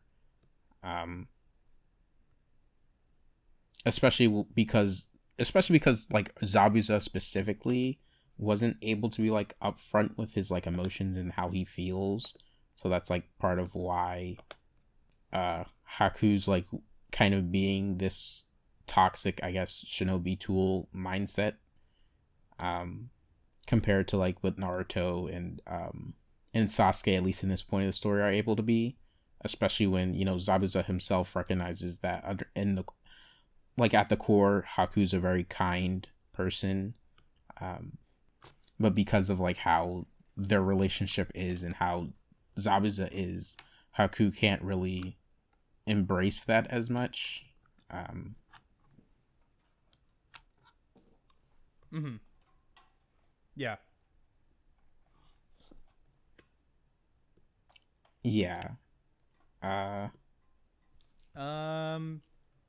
Okay, I'm gonna mention this now, and I've been saying for a long time I need to do this, especially because there's a Shippuden opening that I really want to know this more for. I think you know which one I'm talking about once I say this, but I really want to look into, because there's a lot of animal imagery, right, and symbolism in Naruto. Yes. Mm-hmm.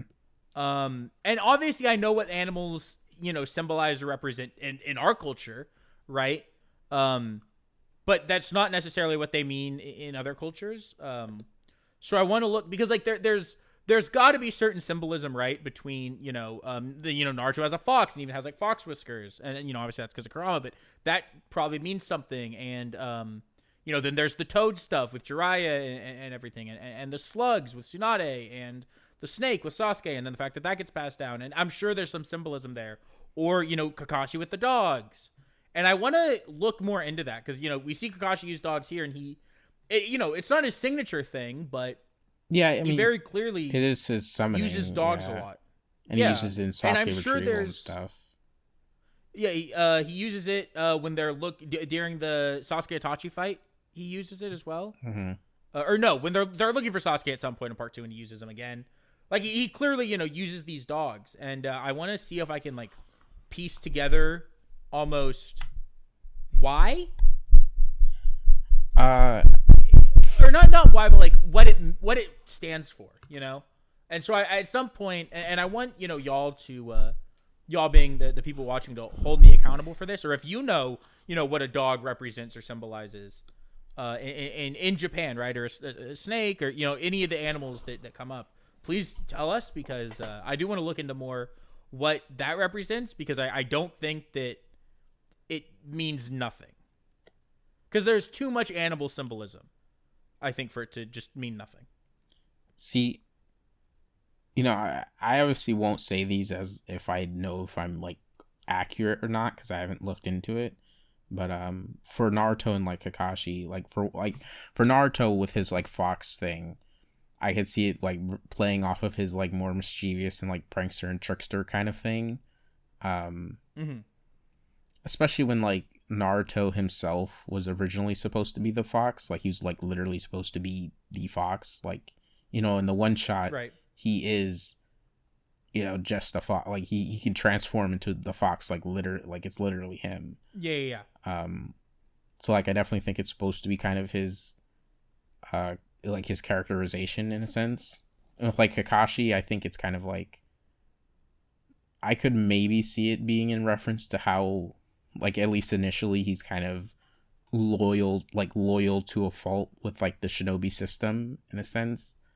And he's he very much has it, like, is very duty focused with doing what the shinobi system wants, and is kind of like loyal to it in a sense, kind of like a dog.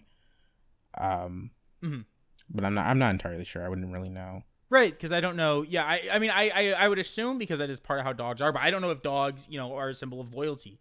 You know what I mean? Even in Eastern cultures like they are here, right? Which is why I say I want to do research into like what the animals represent in the culture, because I think it, it could mean stuff that like we don't even know, right? So I want to look into it more, but I don't want to mention that because he uses dogs here for the first time. See, I would think that in some sense it's like at least the loyalty thing would still be there, considering those are very much like viewed as like a mission kind of animal, and I feel like Konoha police have been like said in some way to use dogs, but I don't know. I'd have to. Yeah, really and I mean, I know more. there's the story of I don't even remember the name of the dog. I think it's Hachi something. It might just be Hachi, like the dog who the Japanese dog who like waited every day at the train station after his master died for it to return until the dog died. So there is some of that there, but yeah, again, I don't fully know, so I want to get a better look at that. But besides that, I don't think I have anything else to say about the. I'm trying to think through the Kakashi Zabuza effect to think if there's anything else major that like I want to bring up.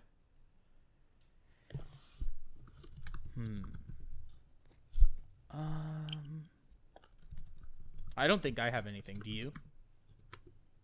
No, not about the fight specifically, I don't think.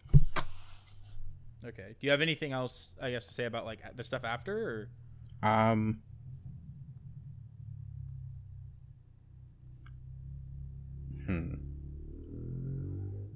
See, we already kind of talked about, like, Zabuza, like, showing emotions, and Naruto, like, kind of doing his first instance of talking no jutsu on him.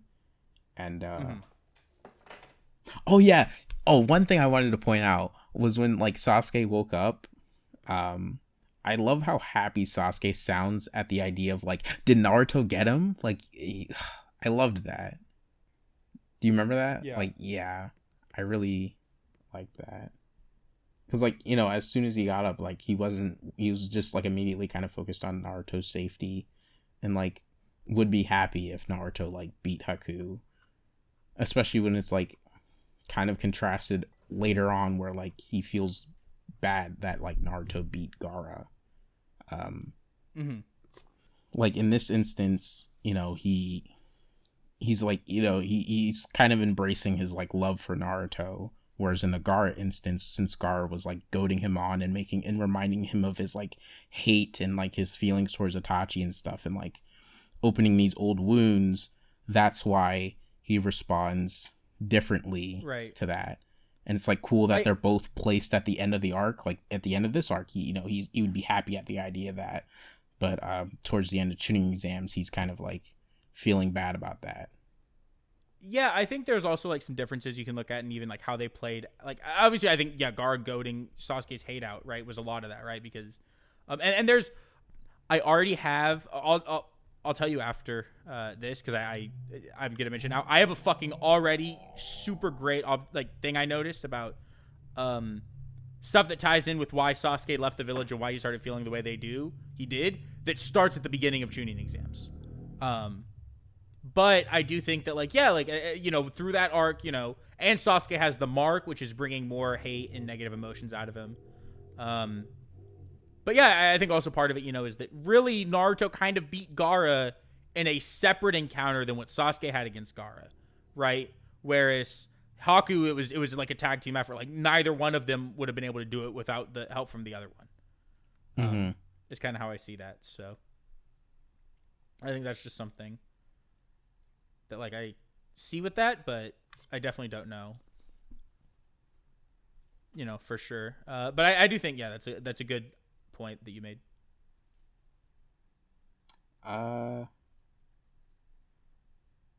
Yeah.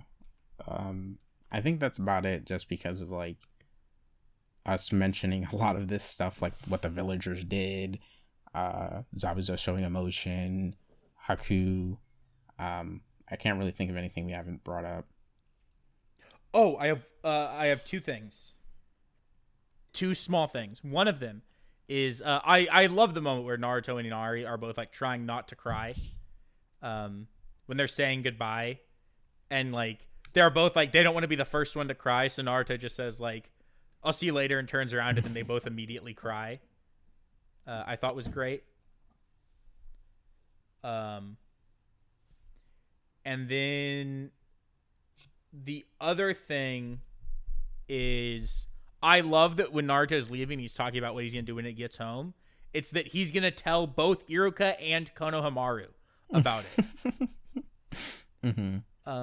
Because I do think that, okay, it's not understated, because there is some fucking phenomenal moments in their relationship. Like, the main one I think of is Naruto teaching Konohamaru the Rasengan, and then, like, you see Sasuke, or you see Kakashi seeing that, and, like, whatever, like that, what I'm talking, like, that, oh my god, so fucking good. But I do feel like there's a lot of, like, Naruto and Konohamaru's, like, relationship is almost like, it's there, and it's important, and it's very important to Naruto, but I think it's something where, like, it's not focused on a lot, you know what I mean? Yeah, it's a very background, so you get these, like, element kind of thing. You get these small bits and pieces of it, and I love seeing that, because I think that, like, they're so good, and I love seeing that even after just, like, the small amount they have, when Naruto thinks about, like, what he's gonna do when he goes home, it's, I'm going to tell Iruka and Konohamaru, like, about what happened. And it helps, like, further, like, how, Naruto would teach, I mean, he didn't know at the time that it was his father's jutsu, but he would teach, a very special, secret, important jutsu to Konohamaru. Like, it just works, and I really like it. Yeah, I kind of like, in a sense, too, that it's like, Naruto right now has this one older figure to go tell, and he has this one younger person. Like, Right. Like he has someone he looks up to and someone who looks up to him. Mm-hmm. Yeah, it's really cool. Did you tell both things that you wanted to say? I think you said you had two. Yeah, it was the crying and then him telling okay. Irika, or him saying he was going to tell Irika and Konohamaru. Do you have anything else to say for this episode? I don't think so. Okay. Yeah, so that's it for this episode of the podcast. We don't have a name for it yet, and that's because there's some other things, kind of going on that make it so we're not completely sure what the name's going to be yet. But yeah, I did notice some suggestions that I thought were good, but because of what we don't know just yet, I can't really go with them. Yeah, like there was one suggestion I think for sure that I saw that was like I absolutely would say that I wanted to go with, but there's there's other variables now that have been added that we've already talked about it like actually on like the weekly or whatever. That's true. That like we're gonna do this for other series like Bleach and One Piece and stuff.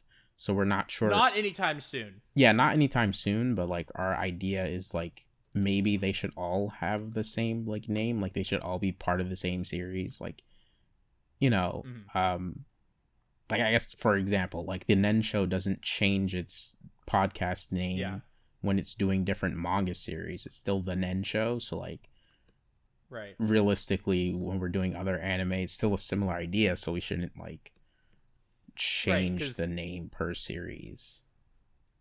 Right. And I mean, we haven't watched any yet, but the idea is that, with this and with One Piece and Bleach and any other shows we do, I would like to do Dragon Ball at some point as well. Yeah, I wanted to do that too. That we're watching everything. We watch the filler, we watch the movies, we're watching, maybe not like spin-offs. Like we're not going to watch Rock Lee and his Ninja Pals. Sadly, I'm going to watch it. I'm still going to watch it too. Like, I mean, we can record something on it, but technically that's true. It would just be way later and not with any kind of like the regularity we want this to have. Mm-hmm. But yeah, the idea is we watch like the full, get like the full anime experience. So we do want to do that with other shonen, like long running, other long-running shonen that, I don't see us ever doing it with, like, MHA, right? Or Full Metal Alchemist Brotherhood. I could see those with MHA, maybe. Maybe, but my thing with those are, like... Because what I think is, like, really interesting about these, especially for, like, the big three... Oh, that they have, like, filler and stuff? They have a lot of filler, and I think that, I feel like the original 2003 FMA could be interesting. Like I would be super down to do 2003 FMA, but it's like it's partially filler, it's partially like I think while there are people who very much like them, and I'm sure there's a lot of people who would tell you that the Dragon Ball anime is better than the manga. Generally, I think it's agreed that they're not the best adaptations and they're slow, and I think part of what's going to be interesting is seeing how the way it was adapted influences a lot of the public perception, and I think that doesn't exist as much with MHA because there's more people reading the manga around nowadays. You know what I mean? Mm-hmm. Yeah, it isn't as interesting as a discussion. Like, it's more straightforward to the point where we might as well have been reading it in a sense. Mm-hmm. Yeah, I kind of see what you mean.